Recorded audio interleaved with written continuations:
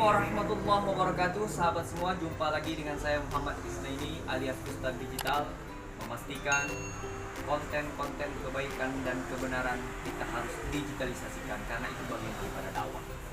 Pada malam hari ini saya ingin memprolog sebuah video yang sedang viral tentang sosok pemimpin yang bisa menjelaskan secara jelas dan tegas agar kemudian bagaimana penanganan wabah COVID-19 ini bisa dijelaskan secara jelas dan tegas, dan ternyata mendapat respon yang sangat positif oleh masyarakat Indonesia. Dan ini tentu sebuah kerinduan yang menjadi harapan rakyat Indonesia agar lahirnya seorang pemimpin yang betul-betul bisa memberikan teladan kepada kita semua. Dan biasakan teman-teman sekalian untuk menonton secara penuh video agar tidak gagal paham. Demikian, yuk kita nonton bersama-sama. Assalamualaikum warahmatullahi wabarakatuh. Saudara-saudara semua, seluruh jajaran ASN DKI Jakarta yang saya hormati, yang saya banggakan. Pertama, izinkan kami mengucapkan selamat Hari Raya Idul Fitri. Mohon maaf lahir dan batin. Taqabbalallahu minna wa minkum. Yang kedua, pesan yang akan disampaikan ini adalah perintah. Harap diperhatikan, harap dilaksanakan. Pesan ini adalah tentang kenyataan, tentang cobaan, dan langkah kita ke depan. Sejak wabah COVID-19 melanda ibu kota, perlahan dampaknya mulai kita rasakan. Dan kini, di bulan Mei ini, kita mulai melihat secara nyata dampak ekonomi dari wabah COVID-19 ini. Semula ini adalah krisis kesehatan umum, kini sudah mulai terasa sebagai krisis ekonomi. Dan Jakarta adalah epicenter pertama, dan di awal-awal mayoritas kasus adalah di Jakarta. Saat ini Jakarta sudah menunjukkan tanda-tanda wabahnya melandai, tapi masalahnya belum selesai. Dan segala pembatasan yang selama ini kita lakukan sama-sama membawa dampak yang amat nyata di kota kita. Kegiatan keagamaan terhenti, kegiatan sosial terhenti, kegiatan budaya terhenti, dan tentu saja kegiatan perekonomian juga terhenti.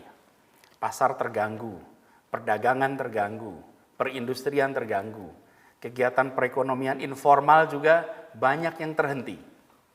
Dan kita di Pemprov DKI Jakarta juga terkena dampak langsung.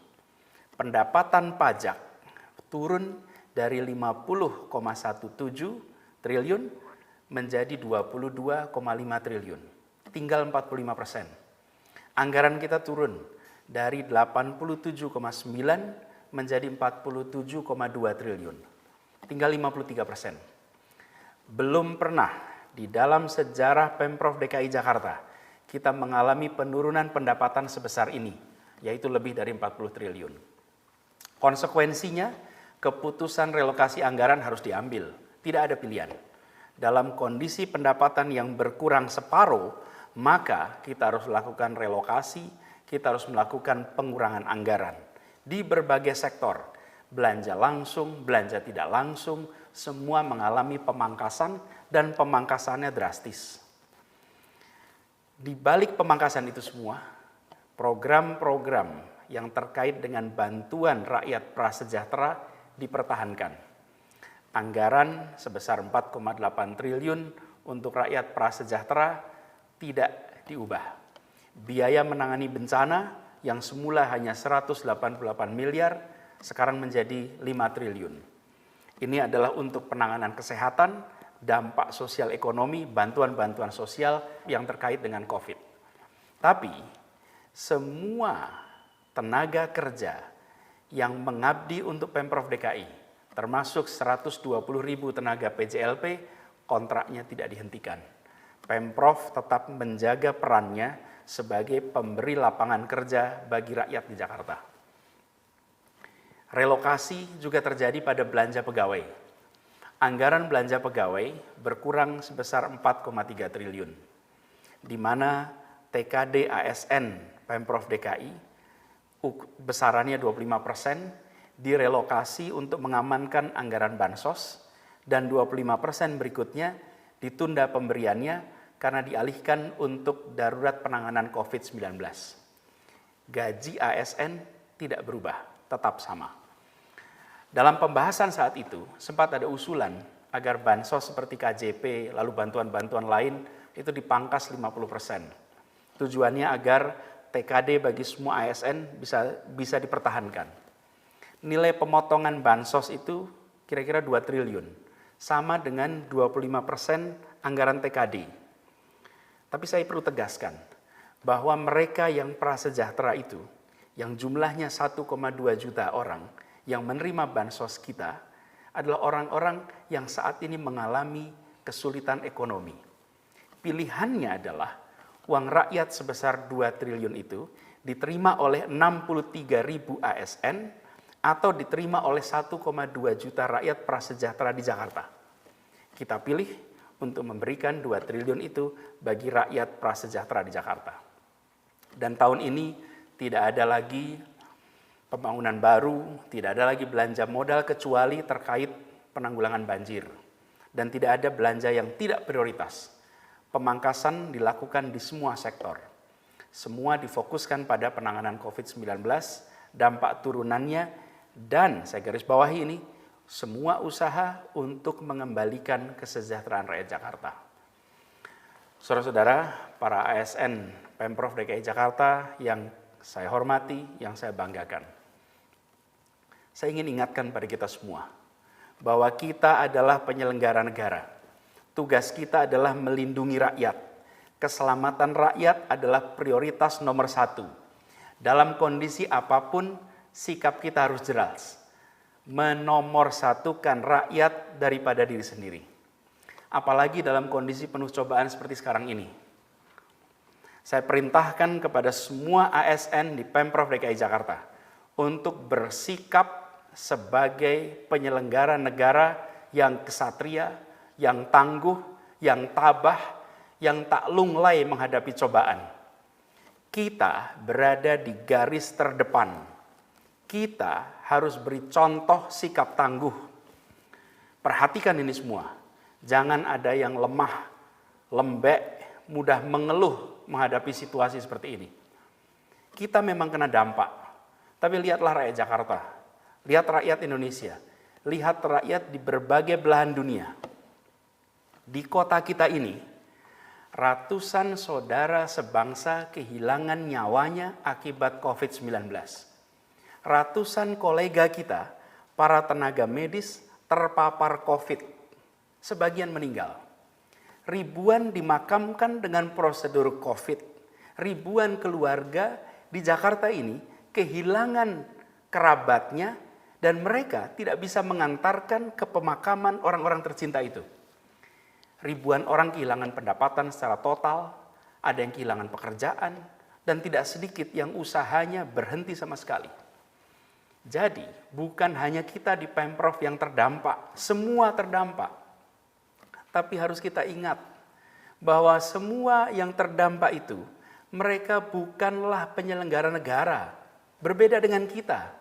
Kita di jajaran Pemprov, saya, Pak Wagub, saudara-saudara semua, adalah penyelenggara negara. Tunjukkan bahwa pikiran, ucapan, tindakan kita jauh lebih besar dari sekedar urusan gaji, tunjangan, atau urusan fasilitas lain. Kita harus ingat, di sisi depan baju seragam kita, di sini, ada simbol abdi negara. Ini bukan sekedar ornamen seragam. Ini, simbol ini adalah wujud sikap kita. Karena itu saya ulangi sekali lagi, ASN DKI Jakarta harus tangguh. Katakan pada semua, ya anggaran kita turun, ya pendapatan kita berkurang, ya TKD kita berkurang, tapi kita tetap penuh komitmen untuk terus bekerja bagi rakyat Jakarta. Jangan pernah luntur, jangan goyah, jangan lesu.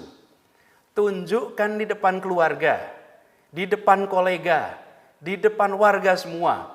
Dalam kondisi penuh cobaan seperti ini, ASN DKI Jakarta tangguh. Saudara-saudara harus ingat, kita ditakdirkan untuk menjadi angkatan yang berjuang menghadapi wabah dan semua dampaknya. jalani tanggung jawab sejarah ini dengan rasa bangga, dengan penuh semangat, dan penuh rasa tanggung jawab. Perintahnya jelas, jangan tengok kanan kiri, jangan membanding-bandingkan pekerjaan, jangan membanding-bandingkan tunjangan, jangan lepas tangan tapi ambil tanggung jawab, jangan loyo tapi tegak bersemangat. Di depan kita ada bencana kesehatan, di depan kita ada krisis ekonomi. Fokus kita adalah menghadapi itu semua, menyelesaikan semua dampaknya. Kita bertanggung jawab untuk mengembalikan, kita bertanggung jawab untuk meningkatkan kesejahteraan rakyat. Dan semua ASN DKI Jakarta harus fokus pada tugasnya, harus fokus pada masa depan, harus fokus pada rakyat Jakarta. Perintah untuk semuanya, segera bergerak di bidang masing-masing untuk mengembalikan kondisi kesejahteraan rakyat. Ini fokus kita, itu tanggung jawab kita, itu sejarah yang kita torehkan untuk ibu kota, dan itulah sikap Pemprov DKI Jakarta. Harap dicamkan dan dilaksanakan dengan sebaik-baiknya.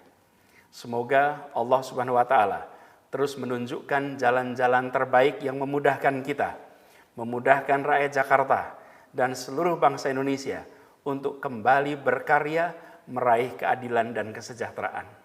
Dan semoga Allah Subhanahu wa Ta'ala merahmati kota Jakarta, dan semoga Allah Subhanahu wa Ta'ala melindungi kita semua.